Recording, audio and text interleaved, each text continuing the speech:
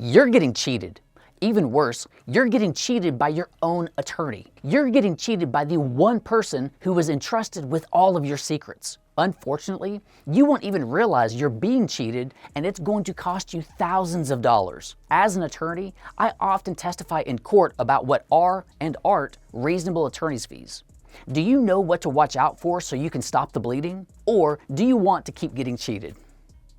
Quarter-hour billing is one way that attorneys cheat their clients. Under this approach, lawyers bill in 15-minute increments regardless of the actual time spent on a task. While this method is convenient for tracking time, it can lead to situations where clients pay substantially more time than the attorney actually worked. For example, if an attorney reads an email or returns a brief call that takes only a couple of minutes, they may bill for a full 15-minute increment. If the attorney is billing at $300 per hour, then that 5-minute phone call costs you $75. When multiplied across many brief tasks, you may end up paying hundreds or even thousands of dollars for time that wasn't actually spent working. An even more concerning practice occurs when attorneys combine multiple short tasks and round each one up to the nearest quarter hour. For instance, suppose a lawyer spends 3 minutes reading an email, 2 minutes drafting a quick response, and then 5 minutes on a follow-up phone call.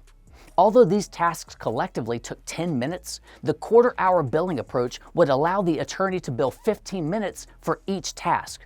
That results in you paying for 45 minutes of work that only took 10 minutes. This practice, which I think is both unethical and manipulative, can significantly increase your bill. The industry standard is tenth of an hour increments, not quarter-hour increments.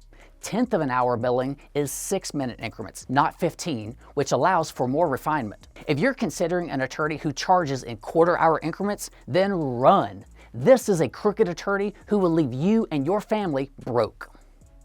Flat fee billing is meant to simplify legal costs. It is meant to provide you, the client, with a clear amount up front for legal services. I mean, what client doesn't want to know the exact amount of legal fees before hiring an attorney?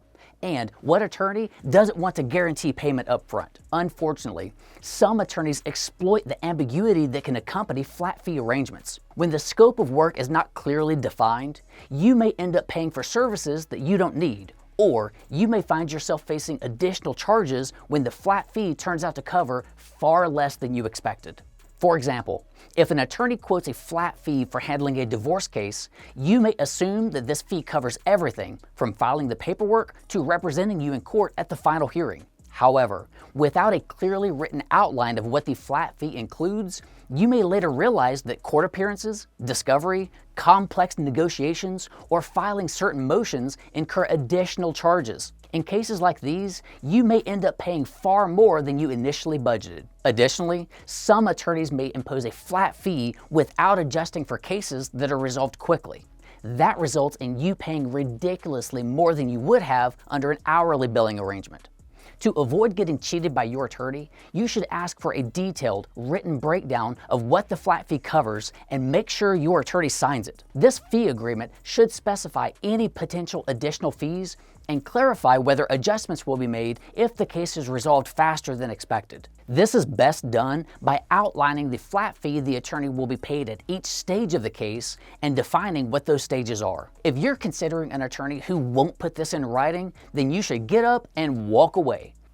Minimum appearance fees are another deceptive practice that attorneys use to cheat clients. This type of fee is often charged for court appearances, depositions, or meetings where the attorneys bill you a minimum amount regardless of the time actually spent. For instance, if an attorney has a minimum appearance fee of 2 hours for any hearing, but only spends 30 minutes in court, you are still charged for the full 2 hours. This practice gets expensive in cases requiring multiple short appearances, like family law cases, as you may end up paying far more than the actual time warrants. Some attorneys argue that minimum appearance fees compensate for the time spent preparing for the appearance or for travel, yet those justifications are problematic. Preparation time, when appropriate, should be billed separately and should accurately reflect the time required. This minimum fee is even worse when it comes to simple procedural hearings that require no preparation and no travel. You can protect yourself by asking the attorney to explain their minimum appearance fee policies in detail and by requesting an estimate of potential appearance times and related costs. Minimum appearance fees will incentivize an attorney to set unnecessary hearings that won't take very long, but you'll spend hundreds of dollars for their appearance. Also, who even knows how many of those hearings they'll set at the same time on the same docket while charging each client the same minimum appearance fee. If you're considering an attorney who insists on minimum appearance fees, thank them for their time and try not to slam the door on your way out. If you're watching this and just realize that your attorney might be cheating you, schedule an appointment with them so you can discuss your bill. Then, let them know that you want to renegotiate your fee agreement to modify those terms. Most written agreements state that any modifications to the agreement must be in writing. But if there's no written agreement, then insist on putting your fee arrangement in writing. I'm sure you already know how to argue the facts in your favor, and don't forget that everything is negotiable.